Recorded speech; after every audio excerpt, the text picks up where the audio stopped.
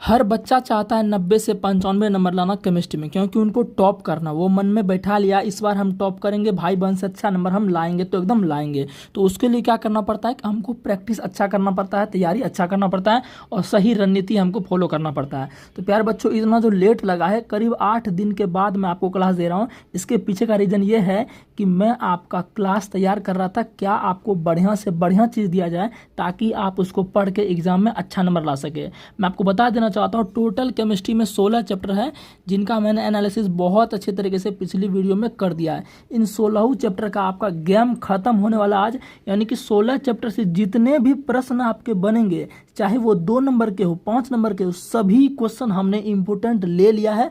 95% guarantee है इस question का लड़ेगा जो भी मैंने लिया, क्योंकि बहुत सोच समझ के हमने लिया है एकदम, तभी 8 दिन इसमें लगा है हमको बनाने में सिर्फ। ठीक है ना। थोड़ा सा मैं आपको बता देता हूँ कि आपको केमिस्ट्री में जो है ना 17 नंबर का एग्जाम होगा, जिनमें से आपको जो है 2 नंबर आपका 20 क्वेश्चन है। कितना क्वेश्चन रहेगा? 20 क्वेश्चन 2 नंबर रहेगा, जिनमें से आपको जो है, जिनमें से प्यारे बच्चों आपको 10 गो बनाना है। कितना बनाना है? 10 क्वेश्चन आपको 2 नंबर बनाना है। और जो 5 नंबर रहेगा ना बच्चों, वो रहेगा 6 क्वेश्चन। कितना रहेगा? 6 क्वेश्चन, जिनमें से आपको कितना बनाना है? 3 क्वेश्चन बनाना है। ठीक है ना। तो हमने पूरा चैप्टर का 2 नंबर और 5 नंबर ले लिया है, उसको आप ध्यान से देखिए। ठीक है ना। तो चलिए हम वीडियो को स्टार्ट करते हैं।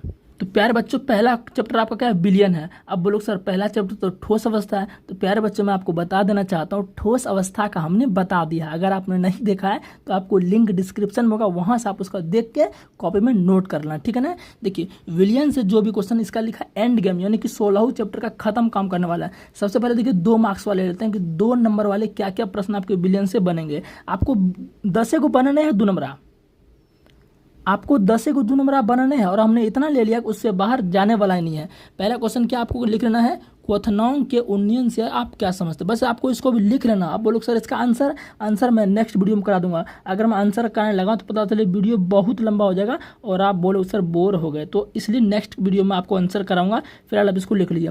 दूसरा क्वेश्चन क्या है? राउल्ट के वाष्प दाब के सापेक्ष अवनमन की व्याख्या करें। इसमें देखिए क्वेश्चन ऐसे आता है, या तो ये भी आ जाएगा या सिंपल देगा राउल्ट के नियम की व्याख्या, यानी कि राउल्ट के नियम को लिखें। तो जिस बच्चे को ये प्रश्न अच्छे से याद है तो वो राउल्ट के नियम को अच्छे से लिख लेगा। ठीक है ना। सब मैं कराऊंगा, बस लिख देता हूँ। 3 नंबर क्वेश्चन बच्चों आपको लिखना है, परासरणी दाब की परिभाषा दे। क्या? परासरणी दाब की परिभाषा दे। नेक्स्ट क्वेश्चन है कि बिलियन के अनुसंख्यक गुणधर्म क्या है? बिलियन के अनुसंख्यक गुणधर्म क्या, ये आपको लिखना है। तो ये 2 नंबर वाले कितने प्रश्न टोटल थे? 4 प्रश्न आपके 2 नंबर वाले थे। अब मैं आपको इससे 5 नंबर का जो प्रश्न आएगा वो मैं आपको बता देता हूँ। तो प्यारे बच्चों, 5 नंबर वाला जो प्रश्न है बिलियन चैप्टर से, वो मात्र 2 है। इन्हीं 2 में से कोई एक आपका प्रश्न आने वाला है, इसलिए आप इन्हें लिख लीजिए। पहला क्वेश्चन क्या है? परासरण और विसरण में अंतर स्पष्ट करें। ठीक है ना। नेक्स्ट क्वेश्चन आपका है, परासरणी दाब की परिभाषा दे, सिद्ध करे कि परासरणी दाब एक अनुसंख्यक गुणधर्म है। अच्छा, इनमें से मैं एक बात आपको बताना चाहता हूँ, नोट कर लीजिएगा। देखिए इसमें क्या है, 2 नंबर में अगर पूछ देगा ना परासरणी दाब की परिभाषा दे, तो 5 नंबर में ये नहीं आएगा। समझ गए बात को? अगर 5 नंबर में आया है तो 2 नंबर में नहीं आएगा, तो सीधी सी बात है। तो ये आप ध्यान रखना, परासरण और विसरण में अंतर स्पष्ट करें। अगर हमको तो कंप्लीट करना, दोनों का आंसर हम करा देंगे, उसमें कोई दिक्कत नहीं। ठीक है ना। तो आइए हम चलते हैं नेक्स्ट चैप्टर की ओर, चैप्टर नंबर 3। तो प्यारे बच्चों, चैप्टर नंबर 3 आपका क्या है? वैद्युत रसायन, जिसको इलेक्ट्रोकेमिस्ट्री बोलते हैं।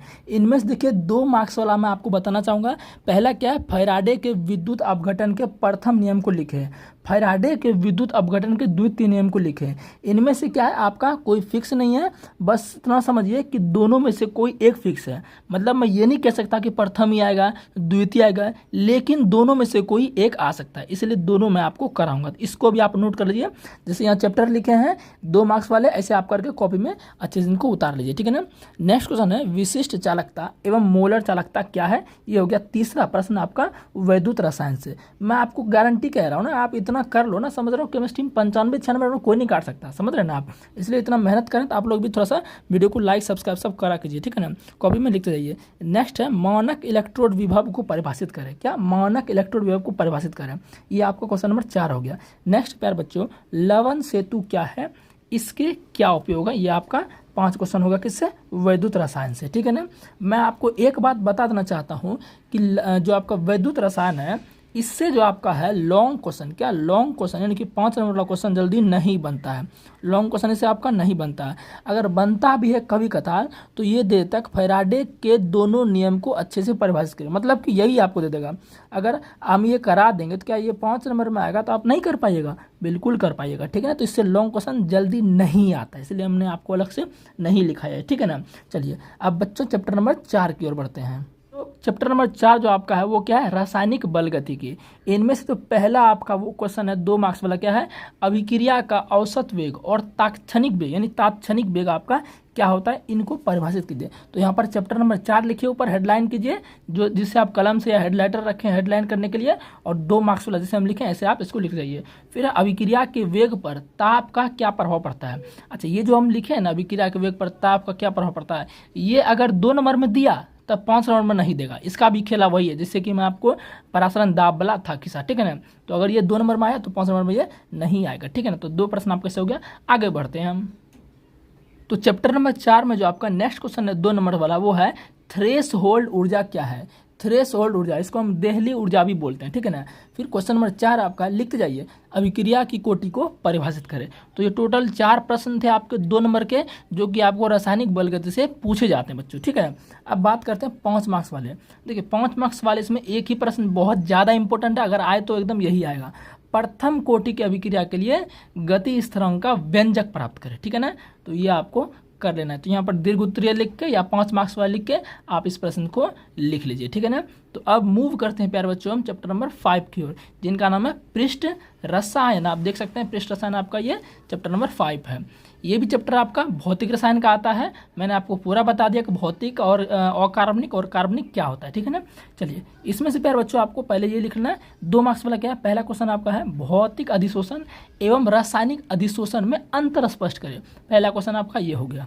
क्वेश्चन नंबर 2 जो आपका है वह द्रव रागी को कभी कभी लायोफिलिक लिखता है, इसी का ही नाम है, इंग्लिश में नाम है, एवं द्रव विरागी लायोफोबिक कोलाइड में अंतर लिखें, ठीक है ना। जब मैं इसका आंसर कराऊंगा तो आपको डिटेल में मैं कॉन्सेप्ट समझाते जाऊंगा, ठीक है ना। फिर ये आपका अच्छा 2 ही क्वेश्चन आपका इससे बनेगा, अगर बनेगा तो 2 नंबर वाला। अब इससे 5 नंबर वाला मात्र 1 क्वेश्चन बनता है, और वो आएगा तो ठीक है, नहीं आए तो कोई बात नहीं, मैं आपको चैप्टर का कर रहा हूँ। ये क्वेश्चन पायस वाला आता है कि पायस क्या है, यह कितने प्रकार का होता है, प्रत्येक प्रकार के पायस का एक एक उदाहरण दे, ठीक है प्यारे बच्चों। तो आपका ये चैप्टर भी क्या होता है, खत्म होता है, ठीक है। इसको आप नोट कर लीजिए। अब हम मूव करते हैं चैप्टर नंबर 6 की ओर। तो चैप्टर नंबर 6 से क्या होता है आपका, इनऑर्गेनिक केमिस्ट्री घुस जाता है, ठीक है, यानी कि अकार्बनिक रसायन प्रवेश कर रहे हैं हम चैप्टर नंबर 6 के माध्यम से। 6 का नाम क्या है, तत्वों के निष्कर्षण के सिद्धांत एवं प्रक्रम। ये आपका चैप्टर नंबर 6 है अकार्बनिक रसायन का, ठीक है ना। तो पहला क्वेश्चन इसमें क्या बनेगा आपका 2 नंबर वाला, एल्युमिनियम धातु के निष्कर्षण में निक्षालन की क्या उपयोगिता है। ये प्रश्न आपके बनेंगे अगर इस चैप्टर से 2 नंबर पूछे जाएंगे तो। फिर आपका ओबियसली पूछे ही जाएंगे, ठीक है, हर बार पूछ जाते हैं।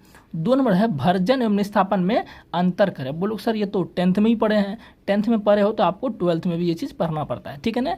तो काफ़ी ईजी है। नेक्स्ट है गालक तथा धातु मलमंत्र। ये भी चीज़ आपका 10th का ही है, लेकिन 12th में है तो हमें पढ़ना है। तो काफ़ी इससे जो आपका 2 नंबर आता है ना, काफ़ी ईजी होता है, ठीक है ना।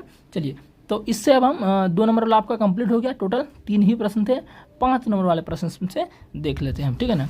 देखिए 5 नंबर वाले प्रश्न आपको इस तरह से हैं, लोहा के 2 मुख्य अयस्कों के नाम लिखा, के यहाँ पर होगा, ठीक है, इसको आप लिख लीजिए, के नाम लिखे, लोहे के निष्कर्षण की विधि को लिखे तथा उनका रासायनिक समीकरण दे।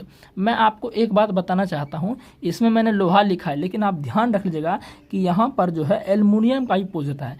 कहने का मतलब यह है कि लोहा का अयस्क क्या होता है, हेमेटाइट मैग्नेटाइट। तो हेमेटाइट और मैग्नेटाइट से हमें आपको जो है निष्कर्षण करना है लोहा, मतलब हेमेटाइट और मैग्नेटाइट से हमें लोहा निकालना है, इसी का मतलब होता है निष्कर्षण। उसी तरह आपको एल्युमिनियम का ही पूछ दिया, एल्युमिनियम के अयस्कों से उसका निष्कासन करें। तो एल्युमिनियम का अयस्क क्या होता है, बॉक्साइट होता है। तो बॉक्साइट से क्या करना है, एल्युमिनियम को बताना है। तो हमने एक ही लिखा है, लेकिन 2 नंबर में आप लिख लीजिएगा एल्युमिनियम वाला। अगर नहीं भी लिखे तो हम आपको अलग से बता देंगे। तो लोहा वाला थोड़ा ज़्यादा इंपॉर्टेंट है, इसलिए हमने लिखा है, लेकिन मैं एल्युमिनियम और कॉपर सब कराऊंगा, ठीक है ना। चलिए अब बात करते हैं नेक्स्ट चैप्टर बच्चों, जिनका नाम है पी ब्लॉक के तत्व। क्या नाम है, पी ब्लॉक के तत्व नाम है आपका, देखते हैं इनको हम, ठीक है ना। चलिए पी ब्लॉक के तत्व, इनमें से 2 मार्क्स वाले प्रश्न हैं। H2O उदासीन है जबकि H2S अम्लीय है, क्यों। ये आपका प्रश्न काफ़ी ज़्यादा इंपॉर्टेंट है, ये आपको लिख लेना है पी ब्लॉक के तत्व देके 1 नंबर में, ठीक है ना। नेक्स्ट हम देखते हैं फिर जो आपका नेक्स्ट इंपॉर्टेंट क्वेश्चन है 2 नंबर वाले में, वो कह रहा है कि HI, जिनको हम हाइड्रोजन आयोडाइड भी बोलते हैं, HF हाइड्रोजन फ्लोराइड से शक्तिशाली अम्ल है, कारण दे। ये आपका पी ब्लॉक के तत्व का 2 नंबर वाला दूसरा प्रश्न हो गया। तो आपका इतना ही खत्म हो जाता है। फिर 5 मार्क्स वाला इसमें बहुत ज़्यादा इंपॉर्टेंट है, एकदम आना ही आना है, इस चैप्टर से छूट ही नहीं सकता, समझ रहे ना, इतना इसका वैल्यू है कि इससे आपका छूट ही नहीं सकता किसी भी हालत में। 3 प्रश्न हमने इसमें लिए हैं जो कि आपको 100% देखने को इसमें मिल जाएगा, समझ रहे ना। चलिए तो पढ़ते हैं। प्रश्न आपका क्या है? प्रश्न बच्चों कि गंध काम्ल उत्पादन की संपर्क विधि का सिद्धांत लिखें। गंध काम्ल उत्पादन की संपर्क विधि द्वारा मतलब संपर्क विधि का सिद्धांत लिखें, ठीक है ना। ये आपका हो गया मोस्ट वीवीआई सवाल है। फिर आपका हैबर विधि द्वारा अमोनिया का निर्माण करें, ठीक है ना, 2 नंबर। 3 नंबर आपका है आयोडीन के मुख्य स्रोत क्या है? क्या आयोडीन के मुख्य स्रोत क्या है? समुद्री घास पात से आयोडीन का निष्कासन करें। मतलब समुद्री घास पात से आपको पता है कि आयोडीन नमक कहाँ से निकालते हैं? आपका समुद्र से ही निकालते हैं, तो वो आपको निष्कर्षण करने को कह रहा है, ठीक है ना। तो ये आपका टोटल 3 प्रश्न काफ़ी वीवीआई है 5 नंबर वाले पी ब्लॉक के तत्व से, ठीक है ना। चलिए तो हम नेक्स्ट प्रश्न की ओर मूव करते हैं। तो आपका नेक्स्ट चैप्टर है वो है डी एवं एफ ब्लॉक के तत्व। इससे आपका उतना सवाल नहीं बनता है, सिंपल पूछता है इससे संक्रमण तत्व रंगीन क्यों होते हैं। अच्छा यहाँ लिख लीजिएगा, यहाँ लिख लीजिए एक पॉइंट, संक्रमण तत्व रंगीन क्यों होते हैं व्याख्या करें, ऐसा आपको लिखना है। यहाँ लिखने में थोड़ा सा मिस्टेक हो गया है, संक्रमण तत्व रंगीन क्यों होते हैं व्याख्या करें, ऐसे लिखना है। फिर आपका इसे इलेक्ट्रॉनिक विन्यास पूछता है। इलेक्ट्रॉनिक विन्यास आपको बनाना 1s2 2p यही सब है ना, ये सब आपको बनाने देता है। वो भी आपको किसी भी तत्व का दे देगा, 1 से 30 तक, जिंक, कॉपर, कोबाल्ट, लोहा, है ना, किसी भी तत्व का आपको दे देगा। इलेक्ट्रॉनिक विन्यास में पूछता है इस वाले चैप्टर से, बाकी इससे उतना ज़्यादा प्रश्न आपको देखने को नहीं मिलेगा, ठीक है ना। आइए नेक्स्ट चैप्टर की ओर मूव करते हैं। बच्चों नेक्स्ट चैप्टर आपका है उप सह संयोजन यौगिक। क्या है? उप सह संयोजन यौगिक, कोऑर्डिनेशन कंपाउंड। बहुत ज़्यादा इंपॉर्टेंट चैप्टर है, इनसे आपको रूबरू कराते हैं, ठीक है ना, रूबरू कराते हैं। पहला क्वेश्चन क्या है? 2 मार्क्स वाला है, प्रभावी परमाणु संख्या क्या है? प्रभावी परमाणु संख्या क्या है? सेकंड क्वेश्चन है द्विक लवण और जटिल लवण में अंतर स्पष्ट करें। नेक्स्ट क्वेश्चन है आयुपेशी नाम कुछ यौगिकों का। कहने का मतलब यह है, आपको पता है कि यौगिक जो है, आपने अभी तक 2 ही प्रकार का यौगिक सुना होगा, एक होता है आपका आयनिक यौगिक, एक होता है सहसंयोजक यौगिक, इतना ही आपने सुना होगा। लेकिन अब आप 10th से 12th में आ चुके हैं, 11th से 12th में आ चुके हैं, तो अब आपको एक उप सहसंयोजक यौगिक का नाम सुनना पड़ेगा, जो कि बड़ा यौगिक होता है आयनिक और सहसंयोजक के मुकाबले। तो उनका ना आईयूपीएससी नेम पूछता है, वही हम यहाँ पर लिख दिए हैं। तो इसमें हम पढ़ाएंगे जब पोटेशियम फेरोसाइनाइड बहुत बड़ा बड़ा होता है आपका, ठीक है ना, तो उस समय आपको हम पढ़ाएंगे आईयूपीएससी नेम कैसे इनका लिखा जाता है। तो ये सब आप पॉइंट लिख लीजिए ताकि आपको आइडिया रहे कि क्या क्या पूछता है। इससे आपको बहुत हेल्प मिलने वाला है, यकीन मानिए आप, ठीक है। नेक्स्ट चैप्टर हम देखते हैं। देखिए अब जो घुस चुके हैं ऑर्गेनिक केमिस्ट्री में, अब कहाँ घुस चुके हैं? ऑर्गेनिक केमिस्ट्री यानी कि कार्बनिक रसायन।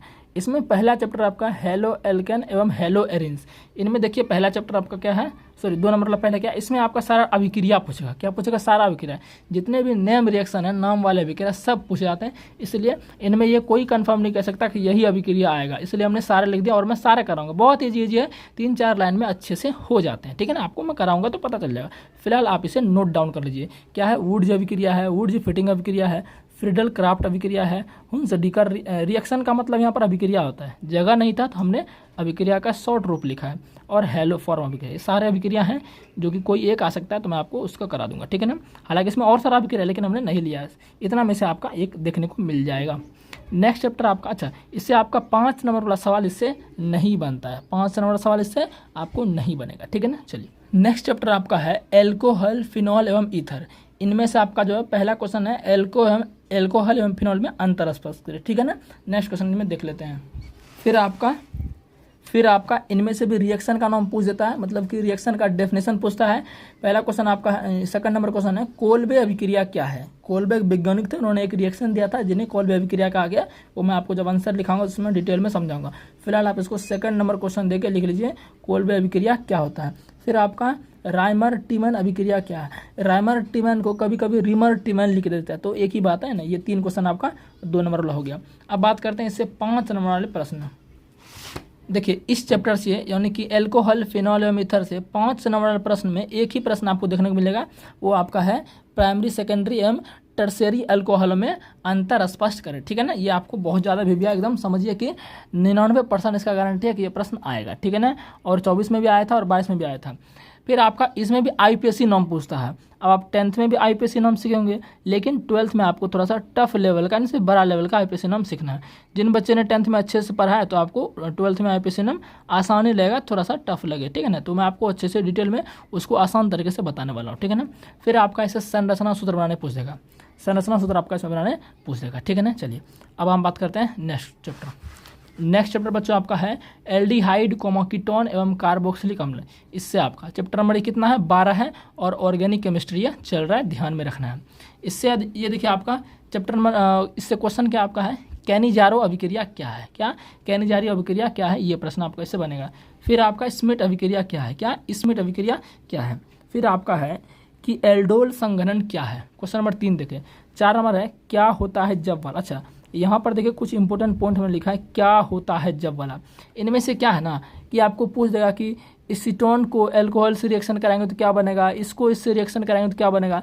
तो ये एक नहीं है, ये बहुत सारा है, और ये कोई कंफर्म नहीं कर सकता एकदम यही आएगा, तो इसलिए मैं आपको इसको अलग से कराऊंगा। लेकिन मैंने आपको बता दिया है, इससे ये आपका प्रश्न बनेगा, तो आपको जानकारी हो गया ना कि क्या होते वाला प्रश्न आपका इस चैप्टर से आता है। ठीक है ना, वो मैं सारा आपको कराऊंगा। ठीक है ना, फिर है इससे जो लॉन्ग क्वेश्चन बनता है वो बनता है परिवर्तित करें, इसको इसमें बदले, है ना। तो आपका ये है एथेनॉल को निम्न में परिवर्तन करें। अब जरूरी नहीं कि यही आ जाए, मैं आपको सैंपल दे रहा हूँ, ये भी मैं आपको 6-7 अलग से कराऊंगा, तो एक कोई आपका फंस जाएगा, आसानी से उसको कर लीजिएगा। जैसे कि एथेनॉल को निम्न पर, यानी कि एथेनॉल को आपको ब्यूटन 1,3 डाइऑल में परिवर्तित करना है। अभी आपको ये कुछ समझ नहीं आ रहा सर ये क्या, लेकिन आप इसे फिलहाल लिख लीजिए, कम से कम आइडिया तो हो जाएगा ना। अरे सर हाँ, इस टाइप का कुछ हम देखे थे चैप्टर, जब पढ़ेंगे ना एल्कोहल वाला तो आपको पता चलेगा इस टाइप का कुछ हम देखे थे। ठीक है, सॉरी एल्डिहाइड वाला। फिर है ब्यूटूइनाइल यानी एथेनॉल को इसमें बदले। ठीक है ना, तो ये आपका 12 नंबर चैप्टर भी खत्म हो गया। नेक्स्ट चैप्टर की बात करते हैं। चैप्टर नंबर 13 बच्चों है एमीन। एमीन का एक और नाम है नाइट्रोजन युक्त यौगिक, इसका एक अलग नाम होता है। तो एमीन याद रखिए या नाइट्रोजन युक्त यौगिक, हालांकि हमने ये जब सिलेबस में डिस्कस कर रहा था उसमें मैंने अलग नाम बता दिया था। ठीक है ना, तो इनमें से आपका जो है, इनमें से भी रिएक्शन आपका आता है 2 नंबर में। पहला क्या है, कार्बिल एमीन अभिक्रिया क्या है।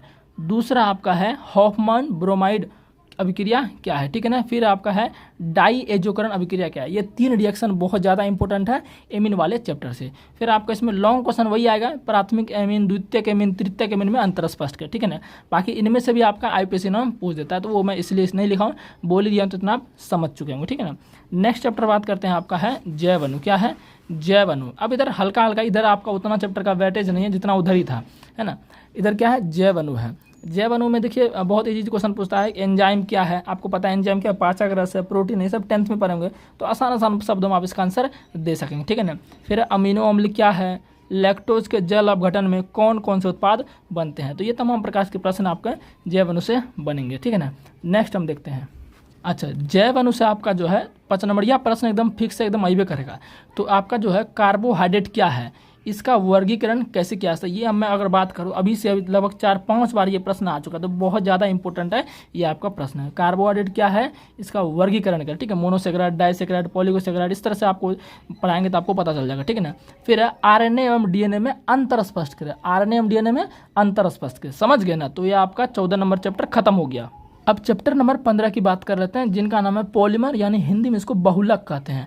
तो बहुलक का पहला प्रश्न आपका 2 नंबर वाला क्या है, संश्लेषित रबर क्या है, इसका एक उदाहरण दे, सिंपल प्रोसेस में आपका आएगा। फिर है थर्मोप्लास्टिक और थर्मोसेटिंग बहुलकों में अंतर स्पष्ट। सिंपल आपका छोटा छोटा आंसर होता है, आसानी से कर लीजिएगा, उतना ज़्यादा इधर वेटेज नहीं है आपका।